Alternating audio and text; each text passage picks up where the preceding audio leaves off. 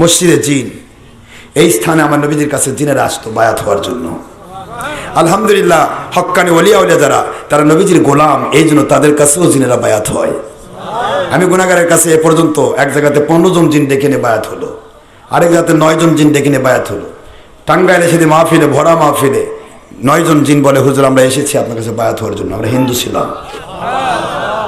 জিন ধরছে যখন, আমাদের হুজুর তেল পানি পড়া বাড়িতে আছে, একটু একটু পানি পড়া ছিটে দিই। যেই ছিটে দিছে পানি পড়া মুখ চোখে, জানেন না কোনো মানুষের মুখে পানি পড়া দিয়ে কিন্তু শখ খায়, চটকে উঠছে। ওটা কয় এই পানি দিল কে? কেন, কি হয়েছে? কয় এই পানি যারা দিছে এটা তো আমি গন্ধ পাচ্ছি, আশরাফ সিদ্দিকীর গন্ধ।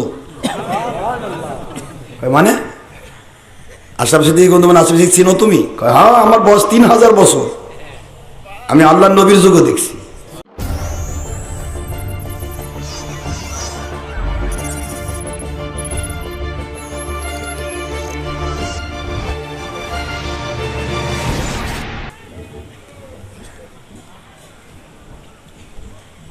বাগদাদ নগরে বিশাল বড়, অনেক বড় একটি দরবারের ভিতরে গভর্নর রুকনুদ্দিন রহমতুল্লাহ আলাইহি বলেন, আজকের রাত্রিতে আমি স্বপ্ন দেখেছি।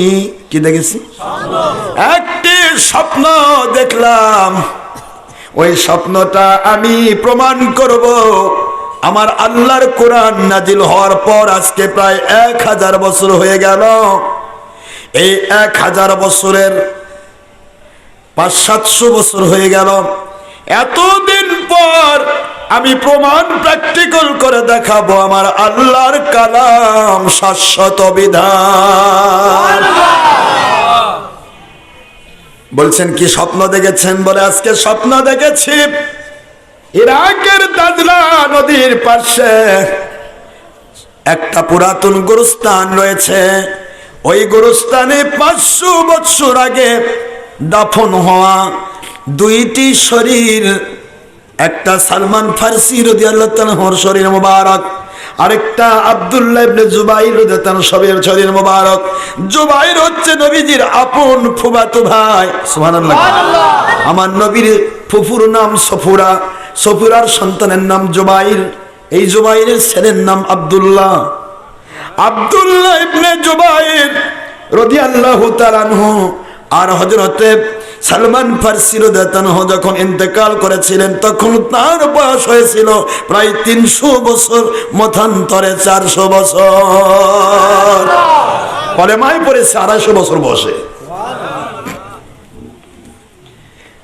নবীজির সবচাইতে বয়সওয়ালা মানুষ এই সাহাবী।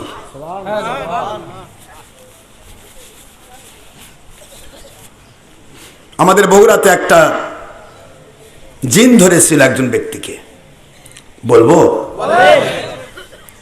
তো হঠাৎ করে, খুব খেয়াল করেন, শেষ করে দেব। তো হঠাৎ করে জিন ধরা মানুষটা ওই কোনো মতে, আমাদের ওই একটা ছেলে ওখানে আছে, জিন ধরছে যখন, আমাদের হুজুর তেল পানি পড়া বাড়িতে আছে, একটু একটু পানি পড়া ছিটে দিই। যেই ছিটে দিছে পানি পড়া মুখ চোখে, জানেন না কোনো মানুষের মুখে পানি পড়া দিয়ে কিন্তু শখ খায়, চটকে উঠছে। ওটা কয় এই পানি দিল কে? কেন, কি হয়েছে? কয় এই পানি যারা দিয়েছে এটা তো আমি গন্ধ পাচ্ছি, আশরাফ সিদ্দিকীর গন্ধ। মানে আশরাফ সিদ্দিকীর গন্ধ মানে আশরাফ সিদ্দিক চিনো তুমি? কয় হ্যাঁ, আমার বয়স 3000 বছর, আমি আল্লাহর নবীর যুগও দেখছি। আর বয়স কত? জিনেরা 1400-1500 বছর বয়সে বিয়ে করে। জিনেদের বয়স অনেক বেশি আল্লাহ দিয়েছেন। কয় তাহলে তুমি লাফাচ্ছ কেন? কয় আমি আর থাকবো না, পানি আর দিও না, আমি ওনার বায়াত। আলহামদুলিল্লাহ। কোন আছে আমাদের কাছে? তো ওই লোকটি ভালো হয়ে গেছে, আলহামদুলিল্লাহ ভালো হয়ে গেছে, লোকটা চলে গেছে। কয় আপনারা এই যে 3000 বছর আগেকার জিন জাতি, এরাও কিন্তু আমার নবী পাক সাল্লাল্লাহু আলাইহি ওয়াসাল্লামকে মানে। মানুষের মধ্যে যেমন হিন্দু সারাল আছে, ওদের মধ্যেও আছে। ওদের মধ্যে সারাল যেগুলোকে পেতনি কয়। কি কয়? পেতনি। আর সেটা ভালো, সেটাকে জিন বলে। কি বলে? আর মহিলা যেগুলো সেটাকে পরি বলে। কি বলে আব্বারা? পরি বলে। তা আমি যেটা বলতে চাচ্ছিলাম, 300-400 বছর বয়স সালমান ফার্সি। কত বছর বয়স? সাহাবী, একজন মানুষ। তিনি ঈসা আলাইহিস সালামের বায়াত ছিলেন। ঈসা আলাইহিস সালামের যুগের শেষে নবী পাক সাল্লাল্লাহু আলাইহি ওয়াসাল্লামের সময় তিনি আমার নবীকে পেয়েছেন 250 বছর বয়সে। ঈসাই ধর্মের মানুষ ছিলেন তিনি আমার নবীকে পেয়েছেন এবং কলেমা পড়ে মুসলমান হয়েছেন। হুজুর সাল্লাল্লাহু আলাইহি ওয়াসাল্লামের কাছেও বায়াত হয়েছে অসংখ্য জিন। আমার নবীর কাছে যেই মসজিদে গিয়ে জিনেরা বায়াত হতো, ওই মসজিদের নাম হচ্ছে মসজিদে জিন। আপনারা মক্কা শরীফে পাবেন মসজিদে জিন। এই স্থানে আমার নবীদের কাছে জিনেরা আসতো বায়াত হওয়ার জন্য। আলহামদুলিল্লাহ, হক্কানি ওলিয়া উলিয়া যারা, তারা নবীজির গোলাম, এই জন্য তাদের কাছেও জিনেরা বায়াত হয়। আমি গুনাহগারের কাছে এ পর্যন্ত এক জায়গাতে 15 জন জিন ডেকে নিয়ে বায়াত হলো, আরেক জায়গাতে 9 জন জিন ডেকে নিয়ে বায়াত হলো।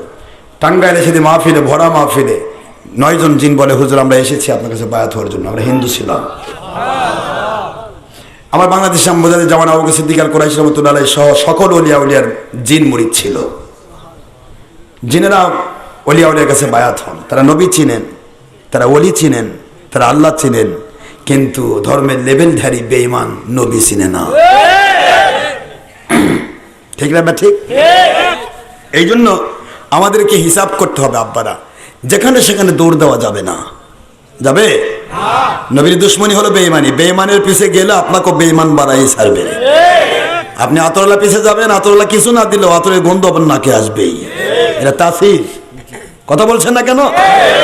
ওলির পিছে যান, কোন মাস সাদিকিন, সত্যবাদী আল্লাহর ওলির পিছে থাকুন। আল্লাহর কসম, আপনি ওলি হয়ে মরবেন। ওলি কারো শরীর লেখা থাকে না, লেখা থাকে।